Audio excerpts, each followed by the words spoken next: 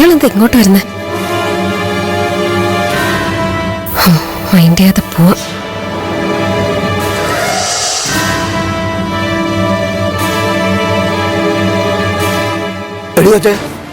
നീ ഏതാ? എന്താ കാര്യം? എന്നോട് ഇതൊക്കെ ചോദിക്കാൻ നിങ്ങളാരാ?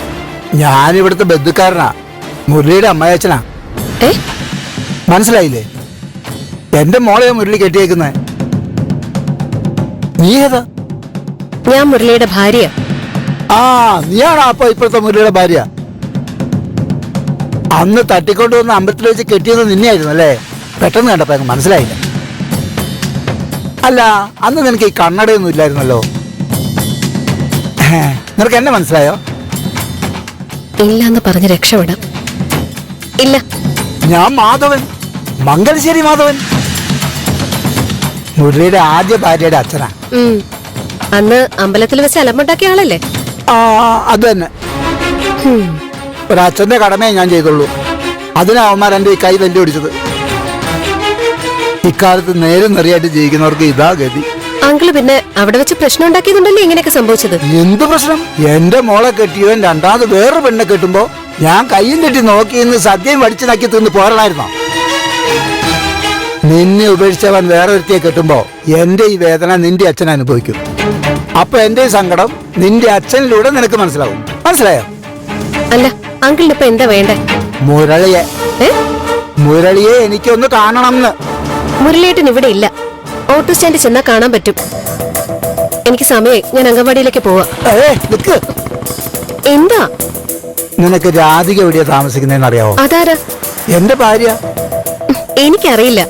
ഞാൻ പലരോടും ചോദിച്ചു, ആർക്കും അറിയത്തില്ല.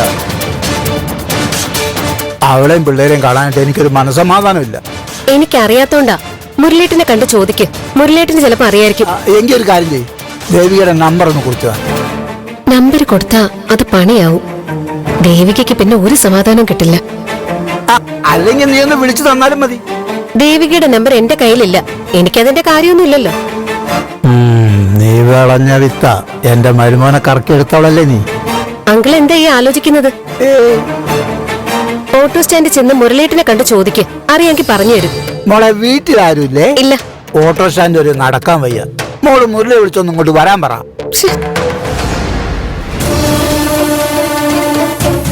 അതെന്നെ അവിടെ ഇങ്ങനെ കാണിച്ചേ? സൗകര്യമില്ലെന്ന് പറഞ്ഞാ? പറ്റത്തില്ല എന്നങ്ങ് പറഞ്ഞാ പോലെ.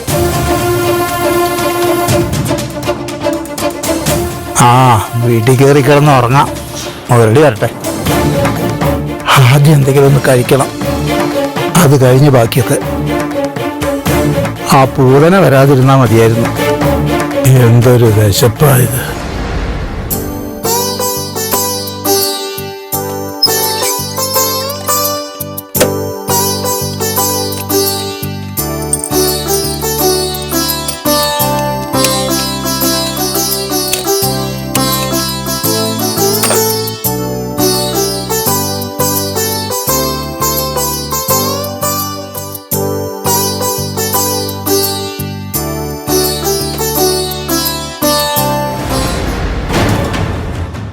എന്റെ താടക.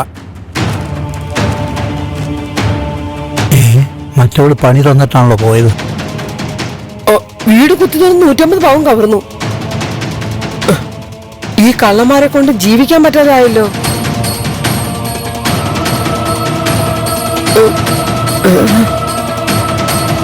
വീട്ടിൽ ആരും ഇല്ലാത്ത അപ്പോഴായിരുന്നു സംഭവം. അയ്യോ, ഇവിടെ കാലുകുത്താൻ ഈ മറുപടി സമ്മതിക്കില്ല. ആ, എന്തെങ്കിലും പ്ലാൻ ചെയ്ത് നോക്കാം. നാട്ടിലിപ്പോ മോഷണവും പീഡനവും മാത്രമായി. മനസമാധാനത്തോടുകൂടി ഇനി എങ്ങനെ ജീവിക്കും? ആരെപ്പോഴാ കയറി പിടിക്കുമെന്ന് പേടിച്ചു വേണം ജീവിക്കാൻ. അതാ കുടിയതല്ലേ?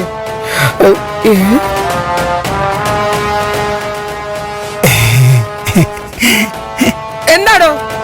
എങ്ങോട്ട് പോവുക? അത് ഞാൻ തന്നോട് എന്തിനാ പറയണത്? ഭാർഗവി എന്തിനാ ഇങ്ങനെ ദേഷ്യപ്പെടുന്നേ? താൻ എന്തിനാ ഇങ്ങോട്ട് കെട്ടിയെടുത്തത്? തനിക്കൂടെ വരേണ്ട കാര്യം എന്താ?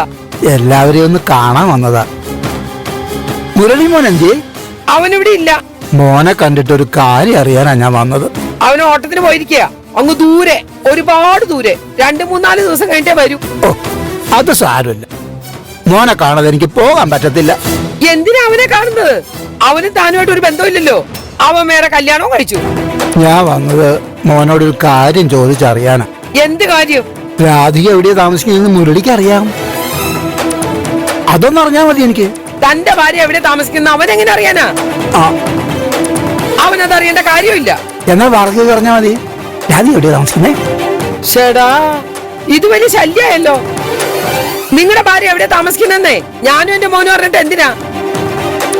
ഞങ്ങൾക്കൊന്നും അറിയില്ല. താനൊന്ന് പോയേ. നിങ്ങൾക്കറിയാം. അവരെ അവിടുന്ന് കൂട്ടിക്കൊണ്ട് വന്നതേ മുരളി അവന്റെ കൂട്ടുകാരനും കൂടിയാ.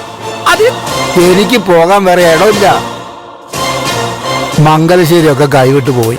തനിക്ക് അങ്ങനെ തന്നെ വേണോടോ. തന്റെ കയ്യിൽ കൊണ്ടാണല്ലോ എല്ലാം പോയത്. എന്തൊരു നെകളിപ്പായിരുന്നു. പോകാനിടയില്ലെങ്കിലേ വല്ല അനാഥാലയത്തിലും പോണം. അയ്യോ, അനാഥാലയോ? കൊറേ കണ്ണീര് കുടിപ്പിച്ചല്ലേ ആ തള്ളേ മക്കളെയും. അവരെവിടെയാ താമസിക്കുന്നതെന്ന് അറിയാമെങ്കിലും ഞാനത് തന്നോട് പറഞ്ഞു തരില്ലടൂ. ഉറപ്പാണോ? ആ, ഉറപ്പാ. അവിടെ നിക്കടോ. എങ്ങോട്ടാ താൻ ഈ ചവിട്ടി പൊളിച്ച് കയറി പോണത്?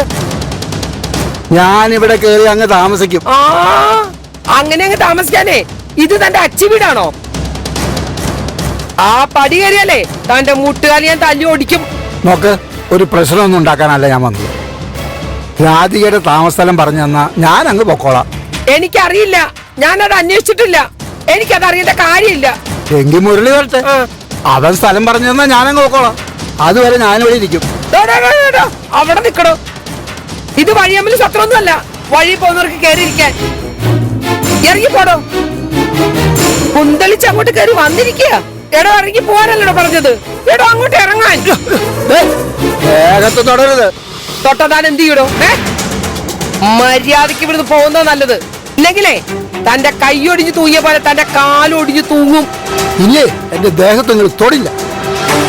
പീഡന ശ്രമത്തിന് ഞാനൊരു പരാതി കൊടുത്താ അടുത്ത നിമിഷം നിങ്ങൾ അകത്താ. അവിടെ ചെന്നാലേ ഉണ്ട തിന്നേണ്ടി ഒരു ഉണ്ട. അതെ, ഇതും പറഞ്ഞൊന്നും എന്റെ പേടിപ്പിക്കണ്ട.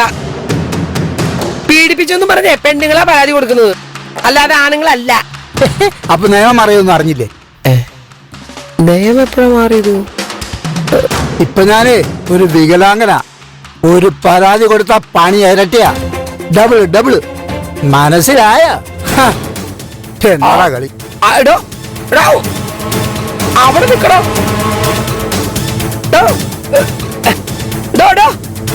താൻ എന്ത് പോക്കൃത്തരാണോ കാണിക്കണത്? എന്റെ വീട്ടിൽ ഇറങ്ങി പോടാ കളവാ. ഭാർഗവി എന്തൊക്കെ പറഞ്ഞാലും ഞാൻ പോവില്ല. എനിക്കൊരു ഉത്തരം കിട്ടണം. ഈടോ, തന്നോട് പോവാനല്ലേ പറഞ്ഞത്? ഭാർഗവി എന്നെ തല്ലിക്കോ, വേണേ കൊന്നോ. ദേ, ഭാർഗവി അഴിയുന്നു.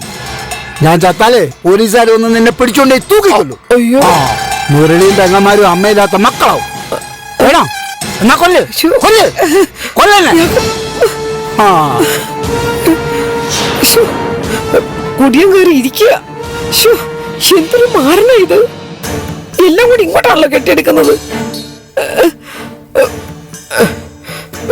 വേഗം ചന്ദ്രത്തേക്ക് പോവാ. 5 കാശിന് വിവരമില്ലാത്തൊരു മാറുത ബുദ്ധിയും ഇല്ല.